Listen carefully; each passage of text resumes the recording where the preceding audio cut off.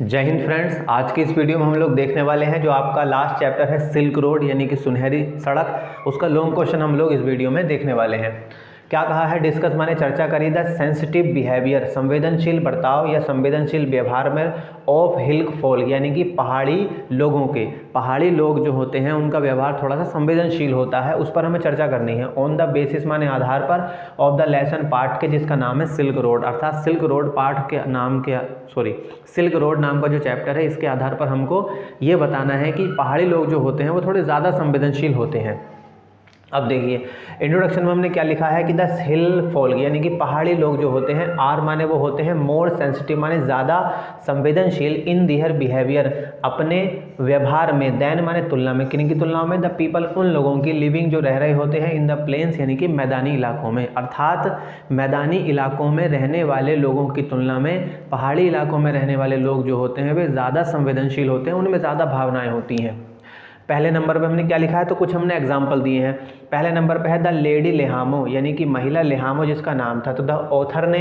जो इस कहानी का लेखक है, टोल्ड उसने बताया था लेहामो को, थ्रो माने जरिए, डैनियल के, मतलब कि डैनियल के जरिए लेखक ने उस लेडी लेहामो को क्या बताया था, दैट माने कि ही वाज गोइंग माने वो जा रहा था, टू माउंट कैलाश माने माउंट कैलाश को यानी कि माउंट पर्वत को, क्या करने के लिए, टू कंप्लीट पूरा करने के लिए, द कोरा माने कोरा, कोरा क्या बोलते हैं, वो पैदल यात्रा करने का एक रीति रिवाज है, उसको कोरा बोलते हैं।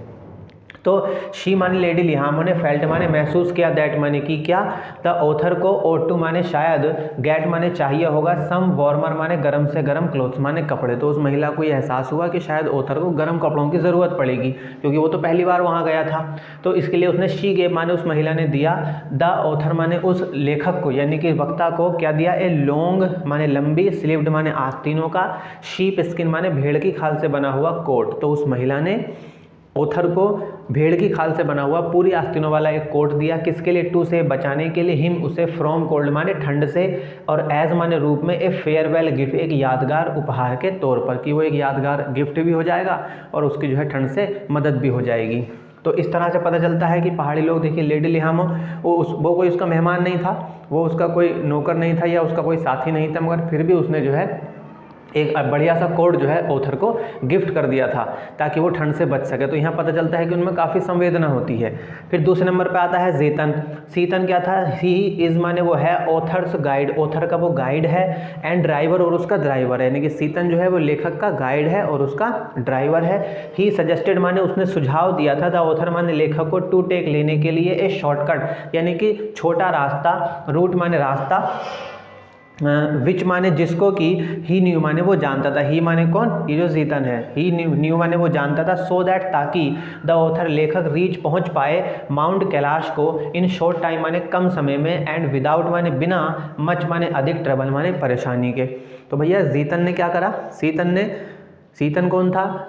लेखक का गाइड भी और उसका ड्राइवर भी, और वो जानता था कि कोई शॉर्टकट रास्ता भी है, तो उसने उसे वो शॉर्टकट रास्ता बताया ताकि लेखक जो है बिना किसी परेशानी के, बिना किसी दिक्कत के माउंट कैलाश आसानी से पहुंच पाए। और फिर साथ में क्या भी हुआ था, वैन माने जब,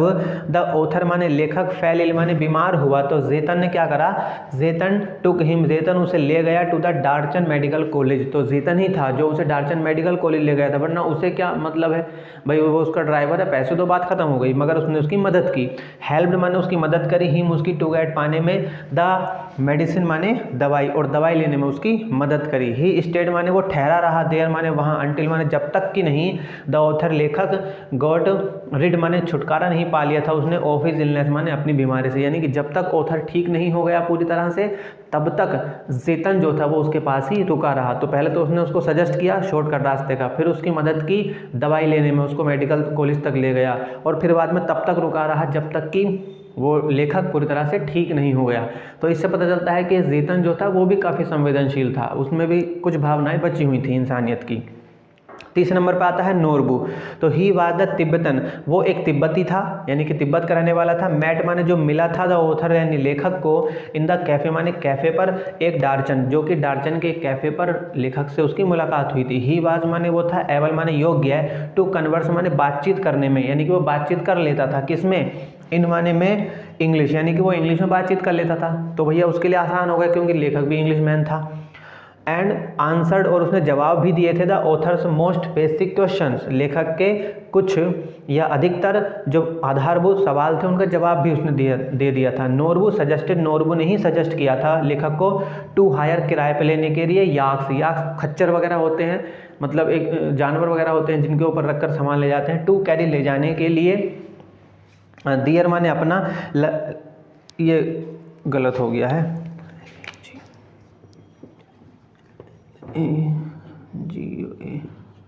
लगेज, यानी कि ताकि वो अपना लगेज जो है वो उस खच्चर के ऊपर रख के ले जाए। ये भी सजेस्ट किसने दिया था? तो नोरबू ने सजेस्ट दिया था, अर्थात नोरबू ने सुझाव दिया था किराए पर लेने के लिए याक को, टू कैरी ले जाने के लिए, दियर लगेज माने अपना सामान। तो इससे भी पता चलता है कि नोरबू भी एक अच्छा आदमी था, क्योंकि वो भी तिब्बती था, पहाड़ी था, उसने भी